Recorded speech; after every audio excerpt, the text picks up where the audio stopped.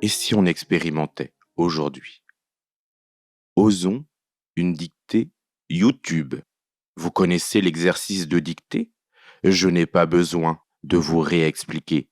C'est attendu et je vous invite à tout de suite vous équiper. Vous avez besoin de quoi? D'un crayon ou d'un stylo évidemment. Prenez aussi devant vous votre cahier ou une feuille blanche ou ouvrez un logiciel de traitement de texte.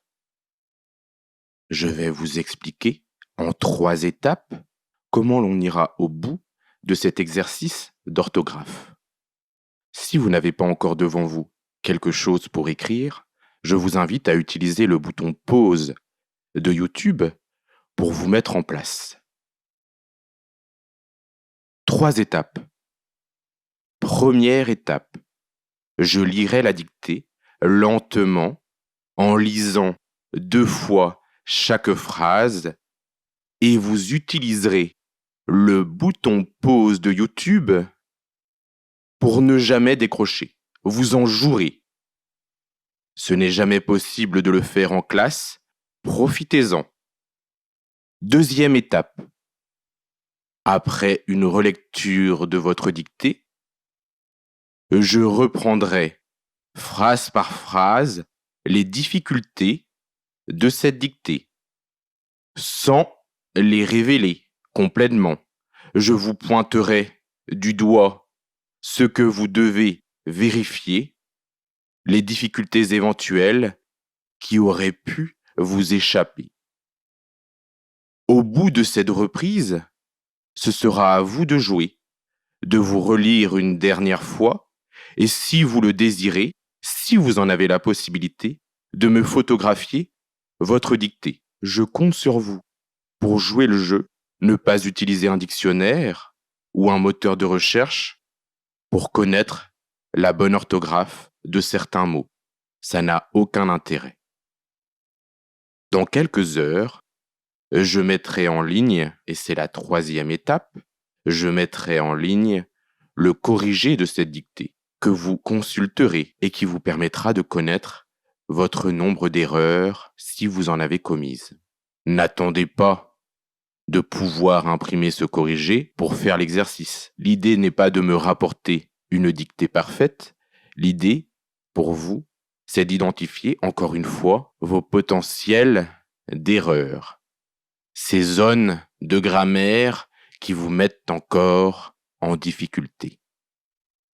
Si vous êtes prêt, j'amorcerai la lecture de cette dictée, que j'ai tirée d'un très beau texte écrit par le jeune Marcel Proust, l'une de ses œuvres de jeunesse, extraite d'un recueil de nouvelles intitulé Les plaisirs et les jours. Je vous invite aussi à faire des recherches sur ce Marcel Proust, un être plus qu'intéressant, et dont le grand livre à la recherche du temps perdu vous intéressera peut-être un jour. Il est un peu long, et ce n'est pas au collège que l'on peut vraiment affronter ce type de lecture, rassurez-vous. Crayon en main. Je lis une première fois cette dictée. Vous n'écrivez pas. Honoré était en retard. Il dit bonjour au maître de la maison, aux invités qu'il connaissait, fut présenté aux autres et on passa à table. Au bout de quelques instants, son voisin, un tout jeune homme, lui demanda de lui nommer et de lui raconter les invités.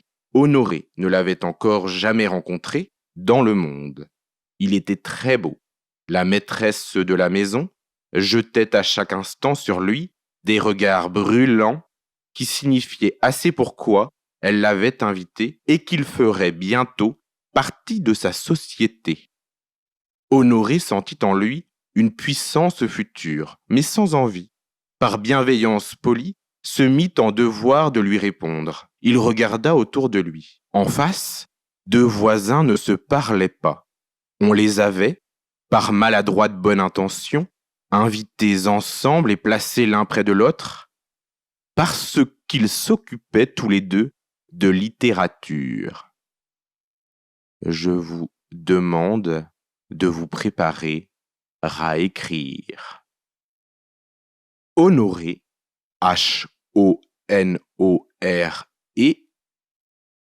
Honoré, Honoré était en retard. Point virgule. Honoré était en retard. Point virgule. Il dit bonjour au maître de la maison, virgule. Il dit bonjour au maître de la maison, virgule. Je vous rappelle d'utiliser le bouton pause de YouTube si besoin. Je continue. Aux invités qu'il connaissait, virgule. Aux invités qu'il connaissait, virgule. Fut présenté aux autres, fut présenté aux autres, et on passa à table. Point. Et on passa à table. Point. Au bout de quelques instants, virgule. Au bout de quelques instants, virgule. Son voisin, virgule. Son voisin, virgule. Un tout jeune homme, virgule. Un tout jeune homme, virgule. Lui demanda de lui nommer, lui demanda de lui nommer, nommer. Ré, je fais la liaison, de lui raconter les invités. Point. Lui demanda de lui nommer, ré de lui raconter les invités. Point. J'exagère les liaisons, faites attention. Lui demanda de lui nommer, ré de lui raconter les invités. Point. Honoré ne l'avait encore, Honoré ne l'avait encore jamais rencontré dans le monde. Point. Jamais rencontré dans le monde. Point. Il était très beau. Point. Il était très beau. Point. La maîtresse de la maison jetait. La maîtresse de la maison jetait à chaque instant. À chaque instant, j'insiste sur la liaison. Jetait à chaque instant sur lui des regards brûlants. Sur lui des regards brûlants. Qui signifiait assez, qui signifiait assez, pourquoi, qui signifiait assez, pourquoi elle l'avait invité, pourquoi elle l'avait invité, et qu'il ferait bientôt partie de sa société, et qu'il ferait bientôt partie de sa société. Point. Et qu'il ferait bientôt partie de sa société. Point. Honoré sentit en lui. Honoré sentit en lui une puissance future, virgule. Honoré sentit en lui une puissance future, virgule. Mais sans envie, virgule. Mais sans envie, virgule. Par bienveillance polie, virgule. Par bienveillance polie, virgule. Se mit en devoir, se mit en devoir de lui répondre, point. Se mit en devoir de lui répondre, point. Je rappelle d'utiliser le bouton pause YouTube. Merci. Il regarda autour de lui, point. Il regarda autour de lui, point. En face de voisin, en face de voisin, ne se parlait pas, deux points. En face de voisin ne se parlait pas, deux points. On les avait, virgule, on les avait, virgule, par maladroite bonne intention, virgule, par maladroite bonne intention, virgule, invités ensemble et placés, invités ensemble et placés, l'un près de l'autre, l'un près de l'autre, parce qu'ils s'occupaient, parce qu'ils s'occupaient, parce qu'ils s'occupaient, tous les deux, de littérature.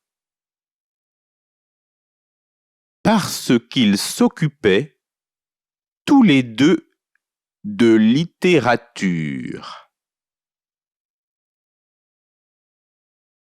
Point final. Rajoutez à la fin de votre dictée les références. Marcel Proust, M-A-R-C-E-L-P-R-O-U-S-T, virgule, un dîner rend ville, avec la liaison, un dîner rend ville. Vous pouvez rajouter un point. La dictée est terminée. Je vous invite à la relire attentivement. Pause sur YouTube, relecture attentive. Et je reviens vers vous pour examiner certaines difficultés de cette dictée. À tout de suite.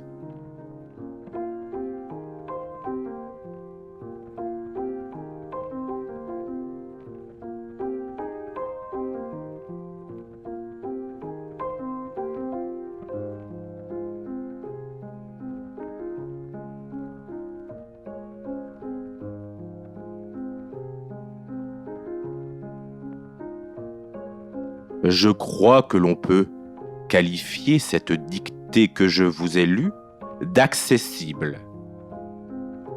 Je reprends phrase par phrase et je pointe pour vous quelques-unes de leurs difficultés à ces phrases.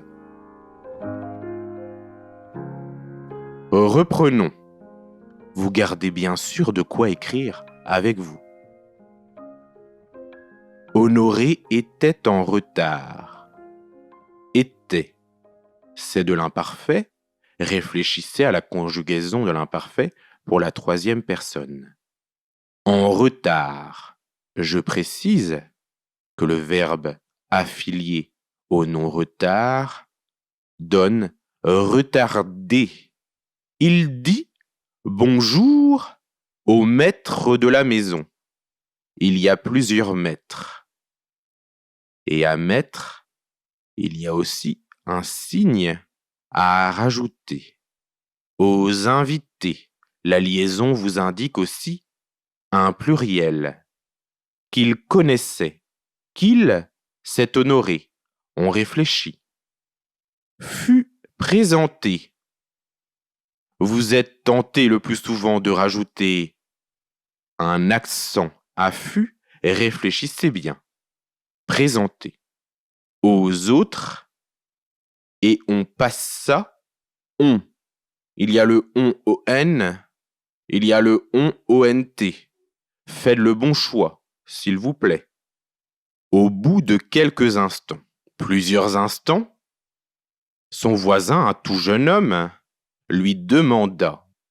On réfléchit au temps, à nouveau. C'est quel temps? Vous l'avez deviné? Rappelez-vous la conjugaison de ce temps. Lui demanda de lui nommer et de lui raconter les invités. De lui raconter les invités. Est-ce que l'on peut remplacer raconter par vendre ou par vendu? On réfléchit. Lui raconter les invités. Ça veut dire lui parler des gens qui sont à table, les ragots, les potins, les caractères. Honoré ne l'avait encore jamais rencontré dans le monde. Point. Dans le monde, c'est-à-dire dans le beau monde, dans la société qui se fait voir, chez les bourgeois, chez les nobles. On est à la fin du XIXe siècle, entre la fin du XIXe siècle et le début du XXe siècle, se fréquentent encore les anciens aristocrates et les jeunes bourgeois. La maîtresse de la maison, maîtresse, reçoit aussi un signe particulier, jetait à chaque instant, ça décompose. Ce sont les instants pris les uns après les autres. Un instant, 2 instants, 3 instants. Chaque fois, l'on prend l'instant en tant qu'unité. Réfléchissez. Sur lui, des regards brûlants, qui signifiaient assez, et avec quoi sa corde signifiait. Assez pourquoi elle l'avait invité. Elle l'avait invité. Qu'est-ce qui fait la prononciation l'avait? Qu'est-ce qu'il y a entre le verbe et le pronom? Et que représente ce pronom? L'avait. Elle l'avait invité. On réfléchit à la présence éventuelle d'un pronom. Et qu'il ferait bientôt. Bientôt reçoit un signe. Et ferait. Réfléchissez au temps. Le connaissez-vous? Partie de sa société, c'est-à-dire de son groupe de connaissances, de son groupe des gens bien connus. Honoré sentit en lui, la liaison vous rappelle quelle est la conjugaison du verbe principal de ce début de phrase, une puissance future. Futur s'accorde, c'est un adjectif, et réfléchissez, mais sans envie, sans, on réfléchit aussi, par bienveillance polie, on pourrait le dire aussi par politesse. Poli s'accorde, c'est un adjectif. Se mit en devoir de lui répondre. Se mit, c'est un verbe fréquent, conjugué, en un temps, celui du récit, on en a parlé en classe. De lui répondre. Point. Il regarda autour de lui. Point. Regarda, encore une fois, vous vous souvenez de la conjugaison du temps concerné. N'ajoutez pas de lettres inutiles en fin de mot. En face deux voisins, attention, en face ne pose pas de difficulté. Deux voisins peut porter à confusion. Deux voisins peut porter à confusion. Il y a une homonymie possible. Ne se parlait pas. Ne se parlait est un verbe qui s'accorde avec son sujet. Repérer le sujet, accorder le verbe. 2 points. On les avait, par maladroite bonne intention, virgule, on les avait. On réfléchit encore, avec on réfléchissez, des homonymies possibles encore. Les avait. Les ne doit pas vous rendre confus dans l'accord du verbe avoir qui suit. Les est un pronom qui représente des personnes. Identifiez-les. Par maladroite bonne intention. Inviter, c'est la principale difficulté de cette dictée. Inviter pourrait s'accorder. Souvenez-vous dans quel cas, réfléchissez. Ensemble, ma liaison vous indique quelque chose à propos de la difficulté précédente. On identifie les possibilités de cet accord. L'un près de l'autre, parce qu'ils s'occupaient. Combien de personnes s'occupaient? Combien de C à s'occuper? Et quel accord? Combien de C à s'occuper? Facile. Tous les deux de littérature. Alors je n'épelle pas littérature, évidemment. Reprenez encore votre dictée, et quand vous serez satisfait de votre travail, prenez-le en photographie, enregistrez votre travail dans un logiciel de traitement de texte, et faites-le moi parvenir si vous le désirez. Il m'est impossible d'imposer les travaux. Pour autant, si vous êtes sérieux, si vous êtes impliqué, allez jusqu'au bout. Ne regardez pas dans un dictionnaire. Ça n'a pas d'intérêt. Tout à l'heure, je mettrai en ligne la version tapuscrite, tapée à l'ordinateur et sans faute, de ce texte lu en dictée. Vous pourrez comparer votre dictée et la version publiée de cette dictée. Je n'en dirai pas plus aujourd'hui.